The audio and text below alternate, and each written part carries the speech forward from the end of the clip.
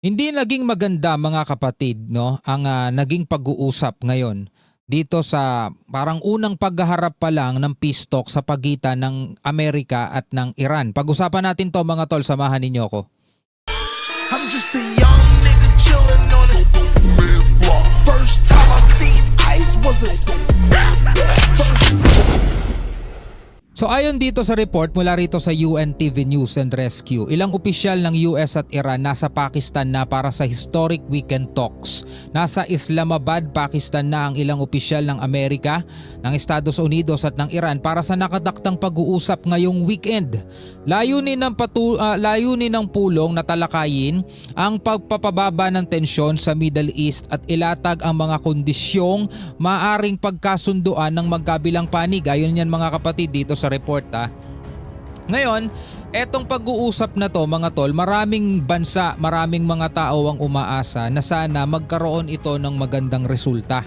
Sana tuluyan nang matapos ang gera o digmaan dito sa Middle East, bumalik na sa normal lahat mga tol. Hindi naman importante sa atin tayo, importante pa ba sa atin mga tol kung kaninong ego ang nanalo sa kanila, kung ego ba ng Amerika o ego ba ng Iran, kung sino yung nagke-claim na panalo, sino yung sinasabing talo, wala na tayong pakialam doon mga tol Pareho silang pwedeng mag-claim ng panalo sila, pareho silang pwedeng mag-claim na tinalo nila kalaban nila. Ang importante sa atin mga tol is maayos na, magkaroon na ng kapayapaan dyan at saka bumalik na sa dati, bumalik na sa normal ang lagay ng ating mundo mga kapatid, no?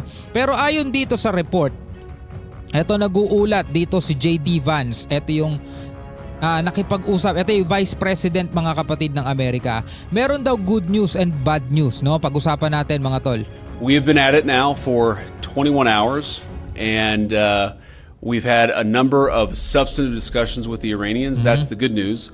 The bad news is that we have not reached an agreement. So, ang good news daw mga tol, marami daw silang mga napag-usapan, marami daw silang tinalakay kasama ang Iran, no? About nga sa mga kondisyon, about sa mga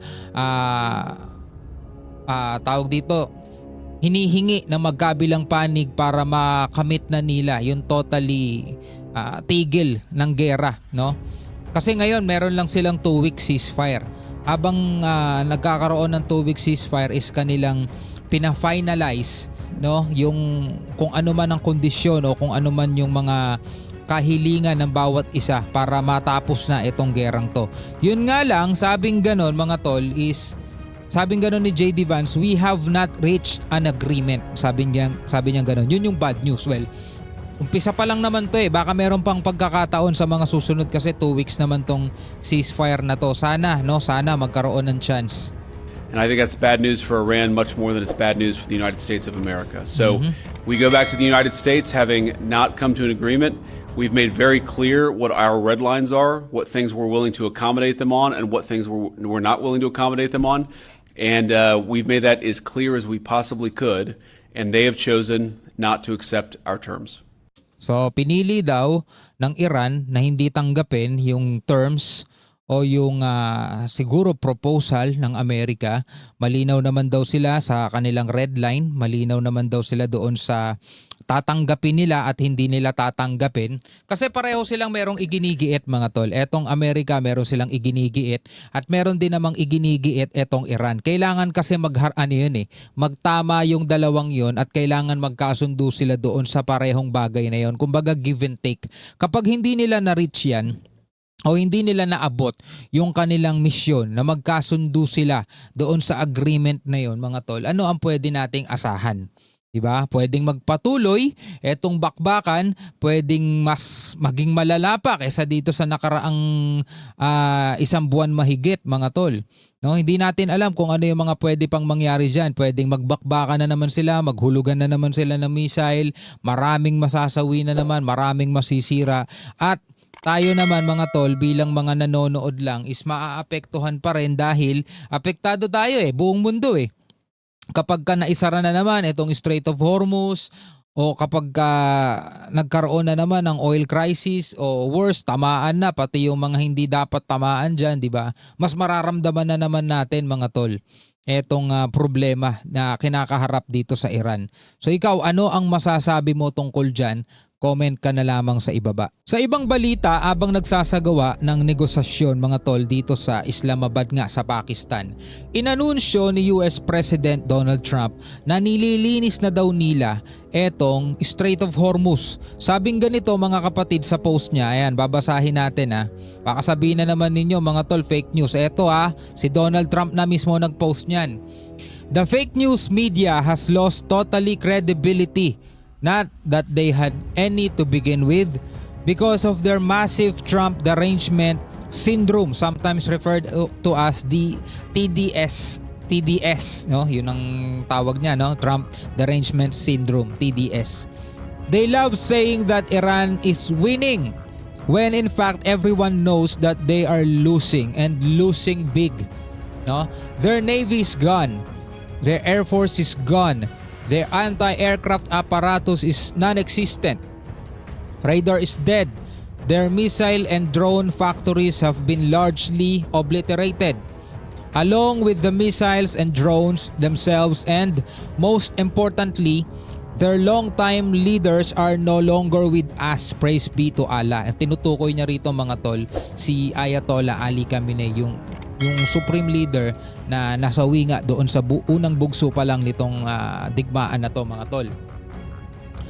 Sabi niya rito, the only thing that they have going is the threat that a ship may bunk into one of their sea mines, which by the way all 28 of their mine dropper boats are also lying at the bottom of the sea. Ang tanging threat na lang daw, ang tanging banta na lang daw mga tol na meron ng Iran ayon dito kay US President Trump is yung mga barko dito sa Strait of Hormuz na baka bumangga sa isa sa mga tinatawag nilang sea mines, yung mga bomba yan sa ilalim ng dagat na kapag tinamaan mo yan pwedeng sumabog. Pero sabi niya, by the way, all of 28 of their mine dropper boats are also lying at the bottom of the sea. Napalubog na daw nila yung 28 na yon. We're now starting the process of clearing out the Strait of Hormuz as a favor to countries all over the world, including China, Japan, South Korea, France, Germany, and many others. Incredibly, they don't have the courage or will to do this work themselves. Very interestingly, however, empty oil-carrying ships from many nations are all heading to the United States of America to load up with oil. Thank you for your attention to this matter, President Donald J. Trump. Ano ang inyong masasabi mga kapatid dito sa mga mabibigat na pahayag dito ni US President Donald Trump? Well, hindi naman na bago yan sa atin, no? Yung mga pahayag na mga ganyan. Kahit na mga kaalyado niyang bansa, minsan talagang nasasabihan niya ng hindi maganda. Katulad na lang halimbawa ng Japan, South Korea, France, Germany, and many others. Incredibly, they don't have the courage. Wala silang tapang. Wala silang lakas ng loob, no, na gawin itong trabahong to sa sarili nila.